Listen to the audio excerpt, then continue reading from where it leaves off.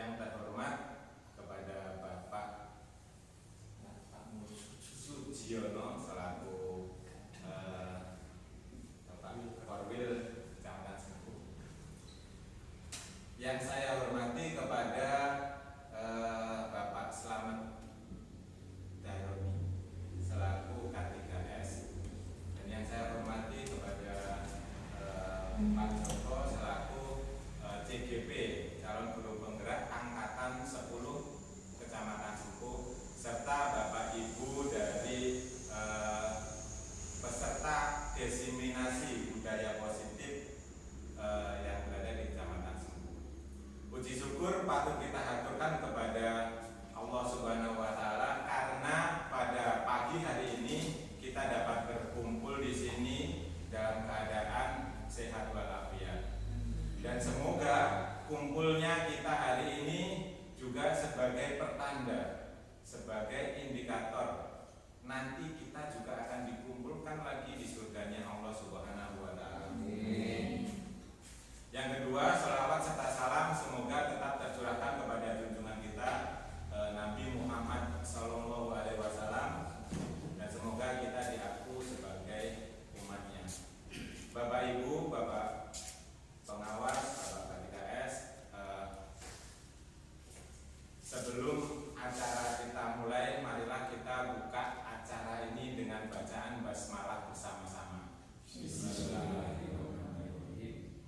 Nah, saya ingin membacakan, menyampaikan untuk runtutan acara, yaitu yang pertama ada sambutan, yang kedua nanti ada pemaparan materi yang akan dibagi menjadi 3 karena CGP-nya di sini ada 3, yaitu yang tentang budaya positif, tentang 5 kebutuhan dasar manusia, itu nanti akan disampaikan saya sendiri, nanti ada Pak Joko, yang ketiga ada Bu Isa.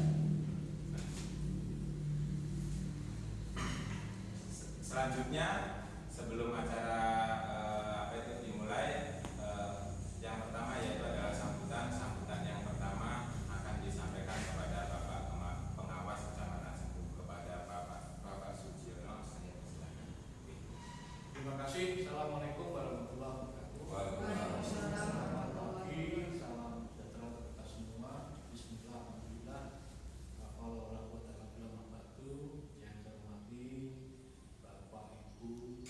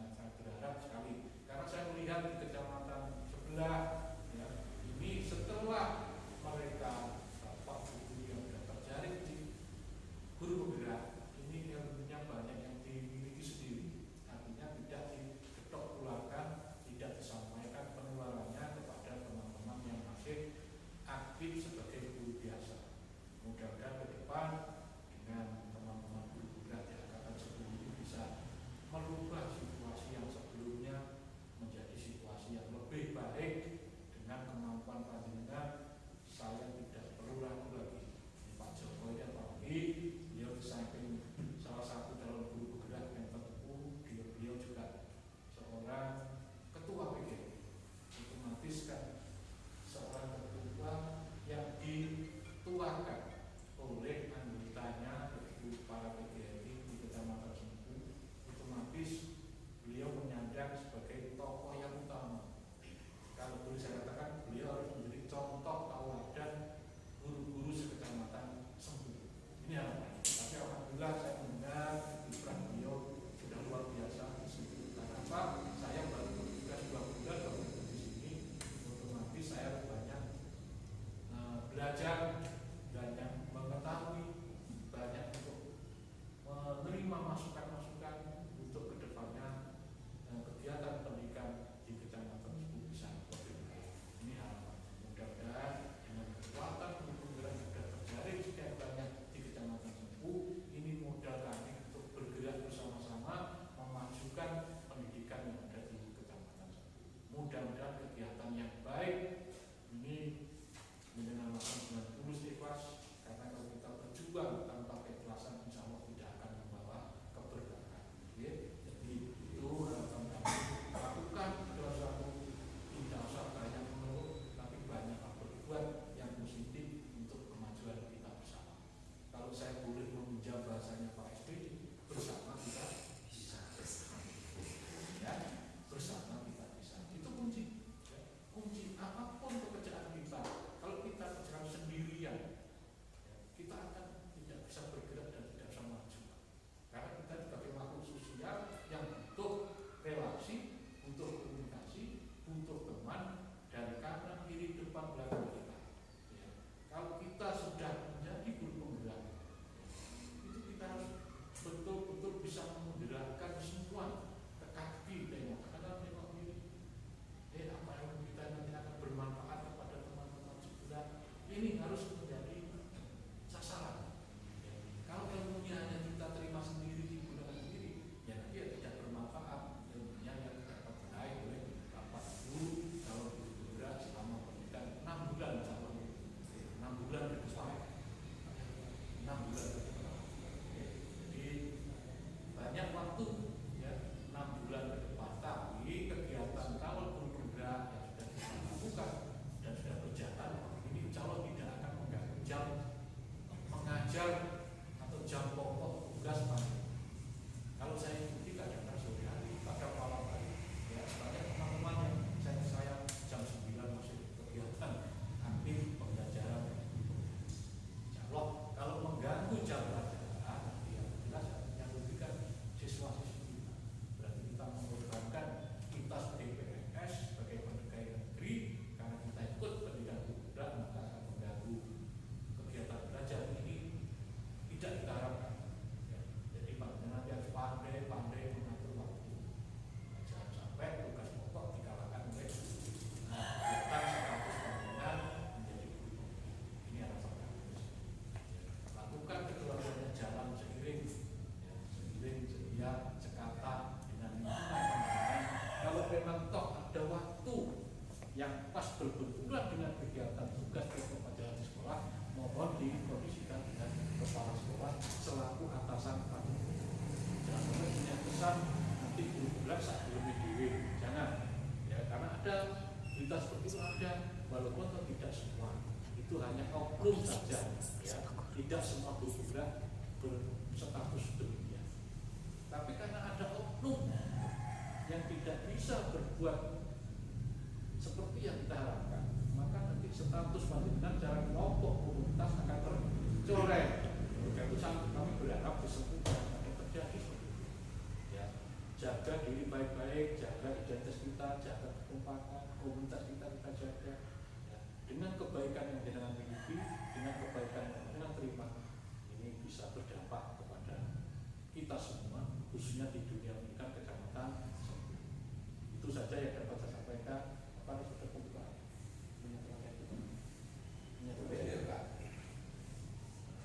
Baik, terima kasih. Tepat pukul 10 waktu Indonesia Barat, kegiatan diseminasi yang dilakukan oleh guru penggerak Kecamatan Sempu saya nyatakan resmi resmi dan dimulai. Terima kasih. Maaf. Assalamualaikum warahmatullahi wabarakatuh. Waalaikumsalam warahmatullahi wabarakatuh. Terima kasih kepada Bapak pengawas, Bapak Korwil. Semoga apa yang disampaikan itu nanti bisa menjadikan motivasi kita selaku guru penggerak, calon guru penggerak maupun yang belum mengikutinya. Harapannya mungkin yang belum ikut dalam guru penggerak bisa termotivasi untuk ikut dan dapat bergerak dan menggunakan. Yang kedua, sambutan dari Bapak K3S kepada Bapak Slamet, saya persilakan. Assalamualaikum warahmatullahi wabarakatuh. Waalaikumsalam. Bismillahirrahmanirrahim. Allahumma sholli ala Muhammad wa Muhammad. Salam dan bahagia teman-teman CGP Angkatan 10 Kecamatan Cempu dan semua dalam nama yang terhormat Bapak Korwil, sekaligus Bapak Pengawas, Bapak Sujono SPDWD. Yang kami banggakan teman-teman CGP beserta warga sekolah yang hari ini mensukseskan kegiatan diseminasi disiplin positif. Disiplin sebagaimana yang kita tahu selama ini itu seolah anak tidak bisa bergerak. Disiplin cenderung pada naluri kekerasan, karena selama ini kesannya bahwa orang-orang yang disiplin itu orang yang dibesarkan, yang dididik dengan kekerasan. Akan tetapi dengan disiplin positif, bahwa bagaimana mendisiplinkan anak tanpa kekerasan, tetapi orang dewasa utamanya guru-guru menjadi model untuk anak-anaknya. Dan anak-anak itu secara sadar akan mengikuti apa yang dilakukan dan disampaikan oleh guru yang sifatnya melalui motivasi, anjuran atau gerakan serta tindakan yang bisa dicontoh anak-anak di dalam kegiatan pembelajaran. Jadi gambaran disiplin yang selama ini cenderung seolah-olah militeristik, dengan disiplin positif yang ada di materinya guru penggerak, insya Allah nanti disiplin tanpa kekerasan itu saya pikir kata kuncinya dan menjadi bagian penting di dalam kegiatan pembelajaran di sekolah. Harapan besarnya nanti CGP yang angkatan 10 ini menjadi pioner yang ada di Sempu, yang dapat menggerakkan dan membawa angin segar untuk teman-teman semuanya. Ke depan tetap guru penggerak menjadi penggerak betul apa yang ada di Sempu. Insyaallah kami bersama Pak Korwil memfasilitasi jenengan semua untuk berbagi praktik baik, untuk berbagi ilmu, sehingga kegiatan CGP ini benar-benar membawa dampak yang positif, termasuk di dalam pengembangan disiplin positif yang akan disampaikan oleh para narasumber. Saya pikir itu support kami, insyaallah semuanya selalu setia mendampingi jenengan. Yang tidak lupa itu mesti salam dan bagi. Saya pikir itu, kurang lebihnya mohon maaf. Assalamualaikum warahmatullahi wabarakatuh. Waalaikumsalam warahmatullahi wabarakatuh. Acara selanjutnya yaitu adalah penyampaian materi dari pemateri yaitu Pak Joko. Namun sebelum itu apabila dari Bapak K3S, Bapak pengawas atau Bapak Korwil ada acara diperkenankan untuk meninggalkan atau melanjutkan acara. Selamat mengikuti diseminasi. Saya harus langsung ada rapat K3S di Serono. Dan sukses. Terima kasih Pak. Nyuwun foto. Oh iya.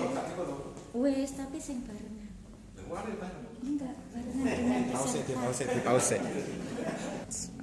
Ya, selamat pagi. Selamat pagi. Are you ready? Ready.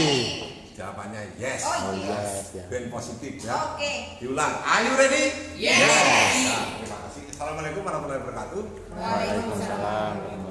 Terima kasih kehadiran teman-teman sekalian pada kegiatan kami hari ini yaitu diseminasi dari CGP Angkatan 10 tahun 2024 Kecamatan Sempu.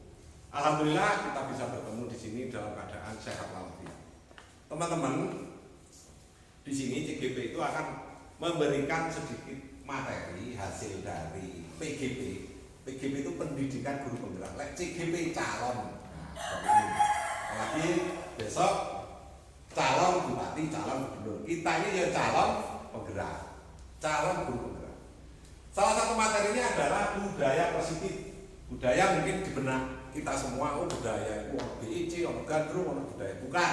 Kalau di sini budaya positif itu terkait dengan kegiatan-kegiatan positif.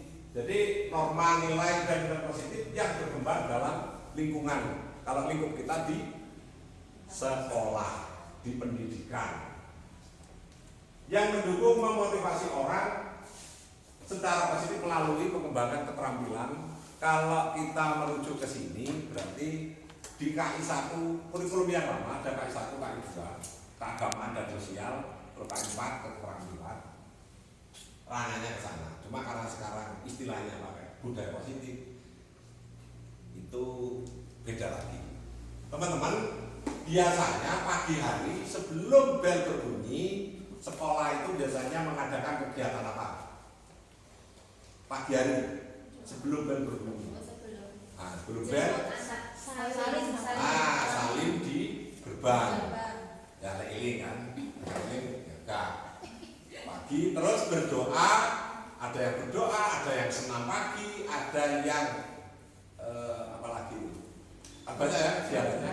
Nah itu termasuk beberapa praktek baik yang larinya ke budaya positif juga. Maksudnya kita ini harus memberi contoh tapi tidak langsung. Anak-anak itu bisanya itu diperintah dulu, diperintah, tidak ujuk-ujuk anak-anak kita pagi sebut enggak, atau kita contohkan. Kalau kita mencontohkan karena kita orang dewasa biasanya kurang terlalu tepat. Tapi awalnya kita harus membuat yang namanya peraturan di sekolah. Setelah itu lanjut ke gurunya, kesepakatan di kelas. Seperti itu. Konsep intinya seperti ini, perubahan paradigma belajar, nilai-nilai kebajikan, terus motivasi, disiplin positif, kebutuhan dasar, posisi kontrol, keyakinan kelas, dan segitiga restitusi. Di dalam proses pembelajaran kita itu satu kesatuan antara pihak sekolah, pihak lingkungan, dan juga subjeknya adalah siswa. Ada sekolah itu ada kepala sekolah, guru, dan siswa. Subjeknya di sini.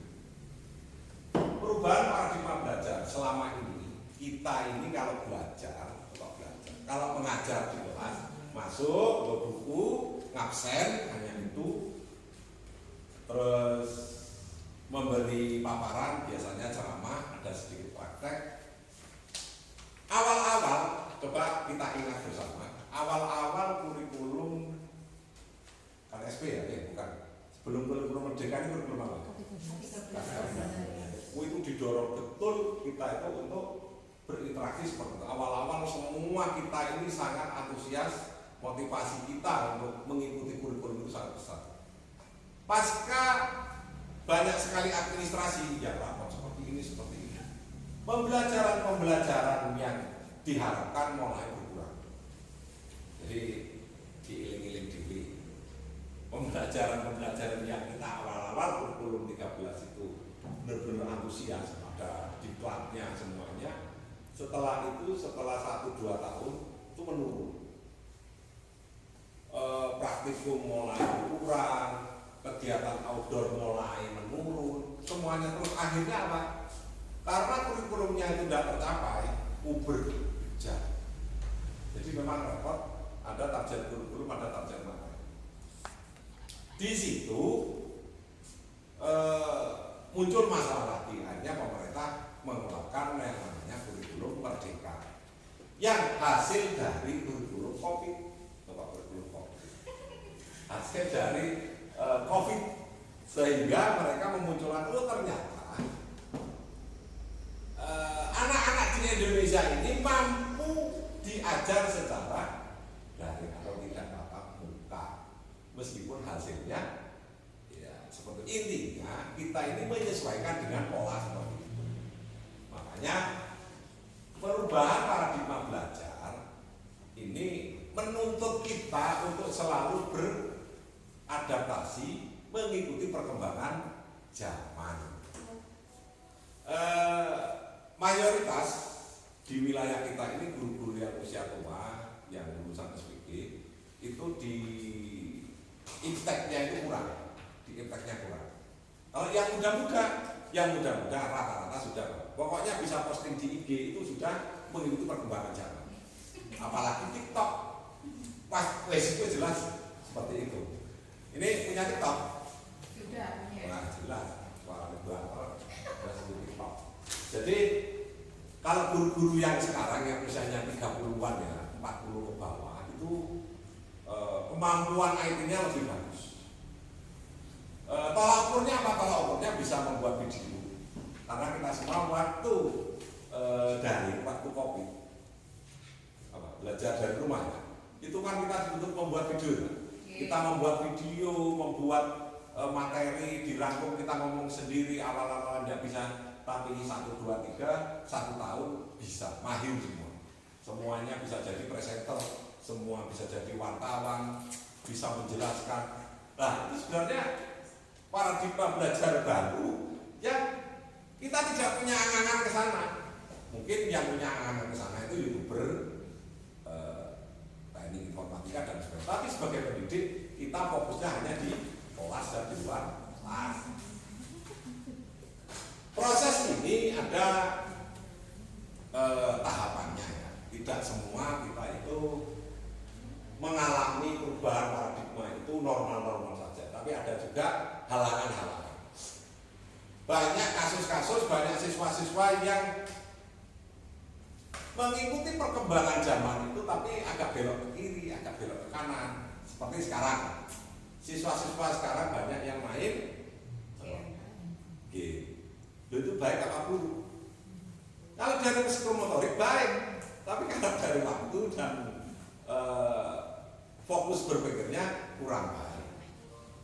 Kalau masalah psikomotorik bagus, anak-anak cepat, responsif cepat. Tapi disuruh belajar susah, disuruh mengerjakan tugas susah, di rumah ibu-ibunya sambat, minta uang untuk beli paket, disuruh beli ini tidak mau, alasan dan macam-macam.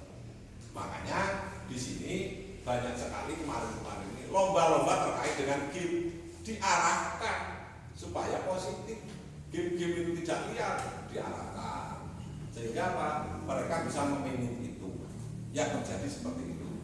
Dan juga perkembangan e-sport ya, ada olahraga yang baru di Olimpiade e-sport, main game antar negara ya, Legend ya, yang kemarin yang Indonesia menang itu sepak bola main kan? Di Asia ini kan menang nomor 1, juara Asia Indonesia, masih main game. Mengalahkan Jepang kalau di lapangan tidak bisa, menangin game. Nah, itu salah satu contohnya. Jadi yang positif itu. Terus penjelasan sudah. Jadi pembelajaran semua itu, perubahan ini tujuannya adalah mewujudkan profil pelajar Pancasila. Pancasila ya 5 itu, ya areke, paten, beragama. Makanya sekarang kalau kita lihat siswa-siswa kita itu masih senang masih ngaji di SD, TK SD itu masih senang ngaji. SMP mereka itu akan berhenti ngaji sebagian ya kalau sudah lulus SD. Banyak contohnya. Kok gak ngaji? Baru lulus SD Pak. Jadi ternyata banyak seperti itu. Jarang di TPQ yang SMP rata-rata SD kelas 6 selesai. Ini permasalahan. Padahal pemerintah daerah sudah memberi kucuran dana untuk guru ngaji sangat besar. Kita harus bisa memberi kegiatan, memasukkan kegiatan yang mengandung dari profil pelajar Pancasila, dari Pancasila yang kita kembangkan. Kita semua tahu seperti itu. Terus ada contoh mahasiswa luar negeri, ya kan banyak di Bali, di Jakarta, di Jogja. Ketika ospek, apa namanya? Ospek ya. Nah, mereka itu dipelajari Pancasila, kaget. Loh Pak, saya ini mahasiswa luar negeri, kok belajar dasar dari negara Indonesia? Saya bukan negara Indonesia, tapi negara Malaysia atau negara Thailand. Anda di sini ini 5 tahun kuliah nantinya maksimal. Selama 5 tahun Anda itu berinteraksi dengan orang Indonesia, dengan budaya Indonesia, makanya harus mempelajari Pancasila. Setelah nanti 5 tahun lulus tidak usah dipelajari. Tapi karena Anda itu di sini kuliah selama 5 tahun bertemu dengan Indonesia dan anak Indonesia, pelajari. Jadi mempelajari Pancasila karena hidup di Indonesia. Orang luar negeri saja diwajibkan. Untuk apa? Untuk bisa beradaptasi dengan budaya dan juga bangsa Indonesia. Makanya mulai dari kecil anak didik kita juga harus diberi bekal terkait dengan profil pelajar Pancasila. Banyak sekali buku-buku yang mendukung. Semua mata pelajaran itu mendukung, semua kegiatan itu mendukung kegiatan P5 ini. Kita mungkin yang profil pelajar masa P5 saya sering beberapa kali melihat praktek P5 itu dibuat seperti ya pokoknya ada song macam-macam, saya sering lihat. Jadi di sini juga saya lihat sering beberapa. Saya sendiri bingung profil pelajar Pancasila prakteknya biar pakai sound besar, pakai teror dan sebagainya. Maksud saya ini sarjana pameran apa? Di konsep saya itu gak cocok gitu. Kalau kita ngomong Pancasila itu kan sederhana, gotong royong semuanya ada. Kayaknya masalah kemewahan itu tidak ada. Maksudnya itu kita itu sama. Jadi kalau menurut saya lebih baik masuk ke dalam nilainya norma yang ada di siswa, bukan biarnya. Oke lah kalau untuk mengambil apa ya, karena di situ memunculkan biaya, memaksakan nanti ke memberatkan mereka. Terus, jadi gini, gambar ini menunjukkan selama ini Bapak Ibu guru itu kalau ngomong arek itu jalan sesuai dengan keinginan, dan itu terjadi. Siswa itu akan manut 100% sama gurunya daripada ibu atau bapaknya. Makanya kita ini jadi pengendali. Kita ini pegang remote. Suruh begini siswa semuanya sudah mulai TK sampai SD yang kita ampu. Itu secara tidak sadar kita ini menjadi pengendali mereka. Kono wae ya jalan manut. Makanya hati-hati dengan itu. Kita harus memberi benar-benar hal-hal yang mendukung orang mereka yang bisa menjembatani mereka menuju ke harapan mereka yang lebih jauh nanti, yang bisa di lingkungan, di tempat kerja dan sebagainya. Mulai awal ini benar-benar kita harus memberi norma-norma yang positif, budaya positif yang dimulai dari hal-hal kecil, praktek baik tiap pagi. Terus berilah mereka kesempatan untuk berbicara. Rata-rata kalau kita memberi contoh lah di kelas, apalagi nih mama guru sarapan, ketika di kelas anak-anaknya obesitas harus diketak. Menurut penelitian dari Profesor Upala, setiap guru pada guru, setiap orang yang memarahi anak, maka ada sekian juta sel yang rusak selnya di otak. Jadi itu yang sering diomongkan oleh para peneliti-peneliti seperti itu. Tapi ketika anak-anak itu dipuji, akan hidup sekian juta sel juga. Gitu.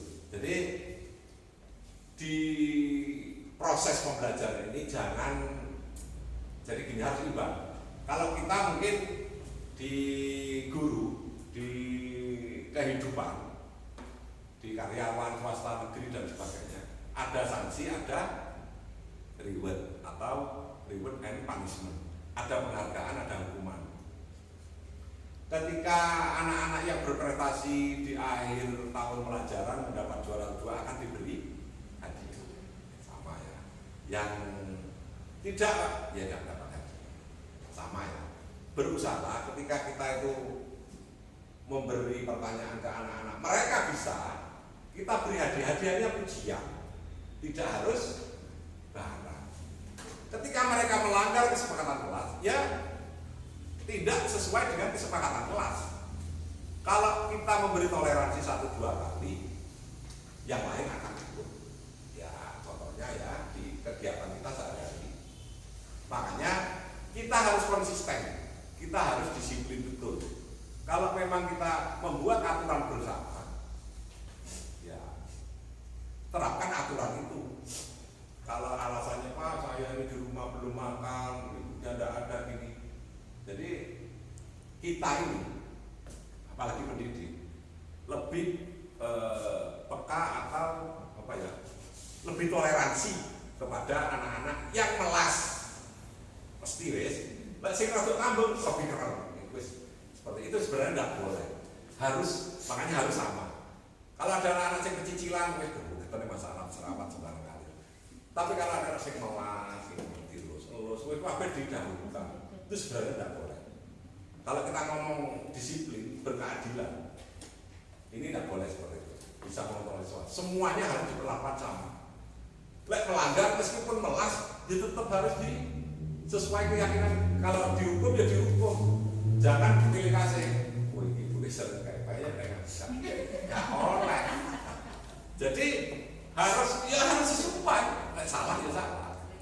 Karena ibunya di situ menunggu, terus sering kasih buah dan sebagainya. Ketika dia tidak memakai atau melanggar keyakinan kelas, tidak kita tindak, itu tidak boleh. Jadi ilusi bahwa kritik membuat merasa bersalah mampu mengalami karakter. Jadi ini sebenarnya seseorang itu kalau contohnya begini, perjalanan kita kalau dari perempatan Karangsari ke sini nggak ada masalah, enak, bisa mematikan datang atau waktunya 5 menit. Tapi kalau yang rumahnya Sidomulyo Jambiwangi tidak bisa, karena di situ ada tikungan, jalan jelek, melewati rel kereta api, turun bulan sawah, dalam jeblok, udan, kadang-kadang wit ambruk. Maksudnya begini, kita hidup ini dan kita siswa itu ketika mengikuti pelajaran tidak selalu seperti yang kita harapkan. Kita memberi materi contoh penjumlahan dan pengurangan. Tidak semuanya anak itu langsung bisa. Jadi ada anak yang cepat, kini rotot lambat, orang sing gak cerdas. Berarti intinya setiap anak itu mempunyai karakter yang berbeda-beda. Makanya dengan kalau kita punya siswa 10, ternyata 10-10-nya berbeda. Apakah kita satu-satu akan mengajar? Kan tidak seperti itu juga. Yang pembelajaran diferensiasi. Kalau menurut saya ada positif, ada negatifnya. Positifnya apa? Kita tahu karakter masing-masing anak. Oh, anak ini kalau dikasih pelajaran ngomong ceramah gak iso. Tapi kalau dikasih contoh barang, oh ini buku sama satu buku tambah, itu bisa. Nah, itu bagus. Tapi kalau setiap anak itu kita satu terus, itu akan membuat waktu semakin panjang, ada kecemburuan dari siswa, itu akan terjadi. Efek negatifnya seperti itu kalau diferensiasi itu. Makanya kita harus bisa membaca situasi itu. Ketika siswa mengkritik temannya, memprotes temannya yang tadi, ketika bapak ibu guru tidak bertindak, kalau dia salah dihukum, maka siswa yang lain akan protes. Kita lihat yang terjadi di negeri ini seperti itu. Gak diakomodir protes, demo dan sebagainya. Di kelas kita itu sama sebenarnya. Ketika ada siswa yang melanggar kesepakatan kelas, tidak ditindak, hanya diperingati, tidak sesuai dengan kesepakatan yang kita tulis. Biasanya yang lain diobatin, sing wani protes kritik yo, ngeritik Pak itu kok Bu, itu kok tidak dihukum, tapi kan tidak berani. Makanya kita harus benar-benar menjaga itu. Karena apa? Karakter anak itu harus dijaga. Karena anak itu membawa sifat masing-masing. Tidak bisa kita semuanya kita plot anak-anak itu warnanya biru, tidak bisa. Karena anak itu membawa warna sendiri, membawa karakter sendiri yang disebut dengan kodrat alam. Mereka punya. Contoh, mulai SD sampai SD kelas 1 sampai kelas 6 ping-pingan itu tidak bisa. Ketika 10 tahun ketemu kita lagi, wis gawanane terkelimo punya pabrik, nah, itu terjadi. Tetangga saya itu tidak bisa baca, tapi dia naik gaji, dia pengusaha kelapa besar, suruh baca sampai sekarang nggak bisa. Tapi yang gue apa? Tapi untuk manajemen ke opo manajemen itu bisa gitu loh. Maka itu yang dimaksud kodrat alam. Kita itu tidak bisa. Mau tiga hari bisa kita jadi dokter nggak bisa. Mereka sendiri kan cuma hanya cita-cita.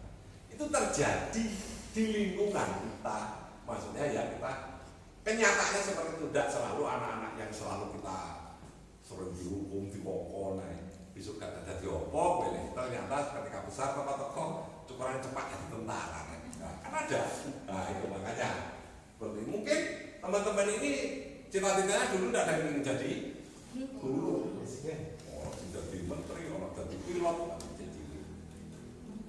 Nah, dulu cita-citanya jadi apa? Wah, dokter kan. Lemune cocok. Nah, itu bisa ceritanya ya. LC. Apa cocok ya.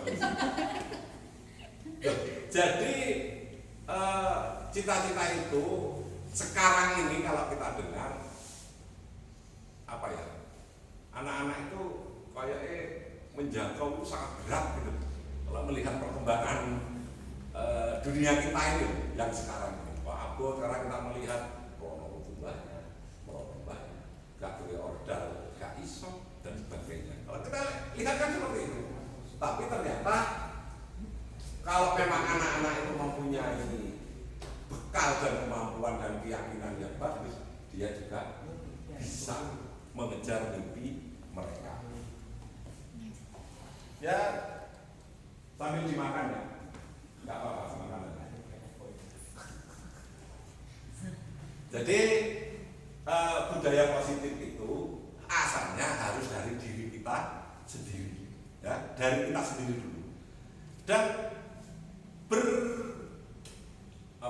kalau suudzon itu berprasangka buruk, kalau berprasangka baik kita apa belum? Nah kita harus berhusnudzon terus, meskipun orang arek ini berprasangka yang baik. Termasuk teman-teman. Oh masa ini goncengan anak itu berprasangka baik, jangan berprasangka buruk.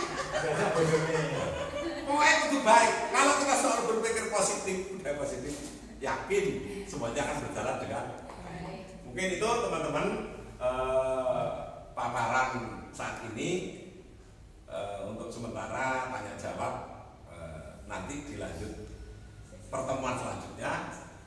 Ada kurang lebih, saya maaf, saya